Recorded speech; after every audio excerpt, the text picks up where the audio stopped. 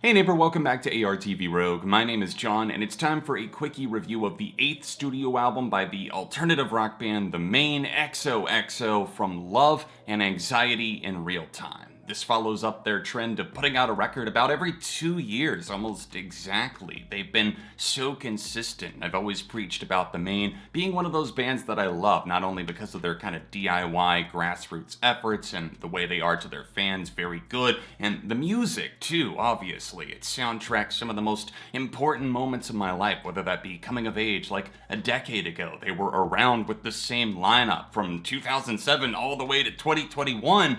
That is sheer consistency, and even though they've evolved their sound slightly, I never really felt like they were losing who they were, and I feel like this album is the first time that I've felt that way since Black and White, which was a major label endeavor, and this time around, for the first time in at least 5+ years, they've partnered up with another label, Photo Finish Records, to help kind of get this record out, and I don't really think that's the influence on the sound here. I just feel that XOXO is a very mainstream-leaning record that has a lot of sounds that don't exactly feel like The Maine. In fact, they feel more like an identity crisis. There's very catchy songs. The Maine have always flirted with pop music in a very infectious way. I applauded them for that. Some of my favorite records of theirs, like American Candy, which is essentially flawless, and the follow-up, Lovely Little Lonely, do that so incredibly well, and they've done that from the start with albums like Can't Stop, Won't Stop.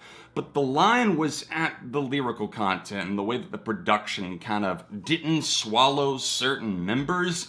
And this time around, I just feel that there's a lot more on the programming side of things, and a lot of filters that make them maybe sound like the 1975 or Imagine Dragons, and those are not comparisons I really want to pull out. For example, the worst song on the record by a landslide for me, High Forever, is track 4. It's so monotonous with the ridiculous I'll follow you, follow you, follow you down. It's just predictable to a T, and even though this is the worst moment I feel, it kind of accents the underlying issues that I take with many of the other songs. They're very underbaked, underwritten, and it's not that there's not anything that reminds me of the Maine's best moments. Face Towards the Sun is a very impactful, swelling moment to close out this record.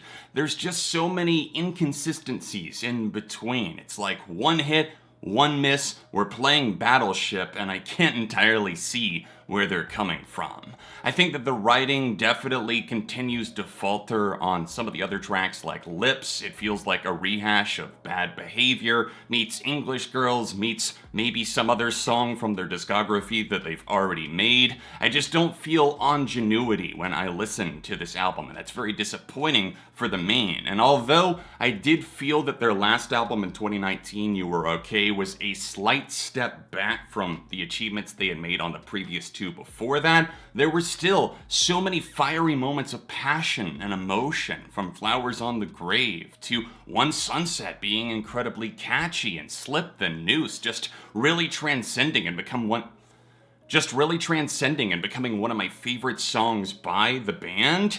I just can't help but sit back and see this as a downwards trajectory. I don't think that everything's all over for The Maine. It's just that this album, for me, it doesn't stick, if you will, and it feels like a lot of pandering to a different, wider audience, and I can understand wanting to broaden the scope, but I just hate when I feel like bands are like, oh, we're gonna try out pop a little bit more. I would say that 90% of the time it means the same thing, and it's weird when I feel like a lot of rock bands are doing pop worse than pop artists doing rock. It's a very weird spot to be in. But this album is definitely getting a bit of a shrug for me. I feel indifferent towards a lot of it. There's great songs like April 7th, which is a crazy song for myself and my fiance, because that date sticks in our minds, because that was like the first time that we ever met in person in real life, and it turned into something real. So I think that even though that is a very simple song lyrically, there's a lot of emotion behind it, and I can say similar things for Anxiety in Real real time, despite